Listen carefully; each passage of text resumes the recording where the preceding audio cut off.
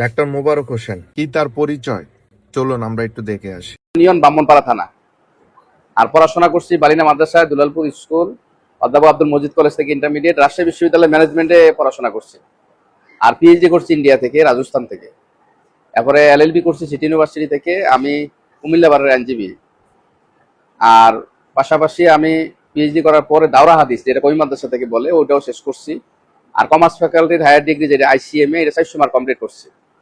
আর ঢাকা বিশ্ববিদ্যালয় থেকে রিসার্চ ম্যাথোলজির উপর একটা কোর্স শেষ হয়েছে।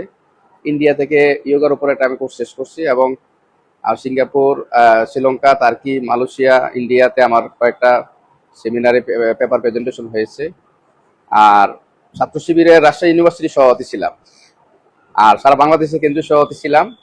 মাঝখানে বিভিন্ন দায়িত্ব পালন করছি। এখন বাংলাদেশ জামাত ইসলাম কেন্দ্রীয় মজলিস শুরার সদস্য। আর জামাতের মনোনীত প্রার্থী। আমি বাংলাদেশ ইসলাম বিশ্ববিদ্যালয় ঢাকায়, যেটা সহযোগী অধ্যাপক, বিবিএমবিএতে আমি পড়াই ঢাকাতে।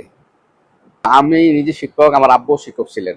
আমরা চাই শিক্ষার একটা বড় সংস্কার হোক, শিক্ষায় আমরা এগিয়ে যাই, কারণ সমাজকে আগাইতে গেলে শিক্ষা ছাড়া বিকল্প নাই।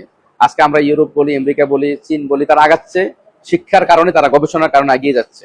আমরাও আগাইতে পারবো, কারণ আমাদের রিসোর্স অনেক, আমাদের মাটির নিচে অনেক রিসোর্স আছে, যেটা পৃথিবীতে খুব কম আছে। আবার আমাদের অনেক তরুণ প্রজন্ম আছে, যেটা পৃথিবীর অন্য দেশে আমাদের তুলনায় এত বেশি না, আমরা 1 নম্বরে আছি পার্সেন্টেজের হারে। তো এগুলো যদি আমরা কাজে লাগাইতে পারি, তাহলে বাংলাদেশটাও অনেক দূর এগিয়ে নেওয়া সম্ভব। আমাদের বাংলাদেশের সমস্যা হচ্ছে যে যেটা আমি আমার শিক্ষাগত যতটুকু পড়াশোনা রিসার্চ করে দেখছি, আমরা সিস্টেমে পিছনে আছি। অন্যান্য দেশে সিস্টেমে ডেভেলপমেন্ট হয়ে গেছে, মানে যে আসুক অসুবিধা নেই, আমরা এক হাত আগায় 3 হাত পিছাই যাই।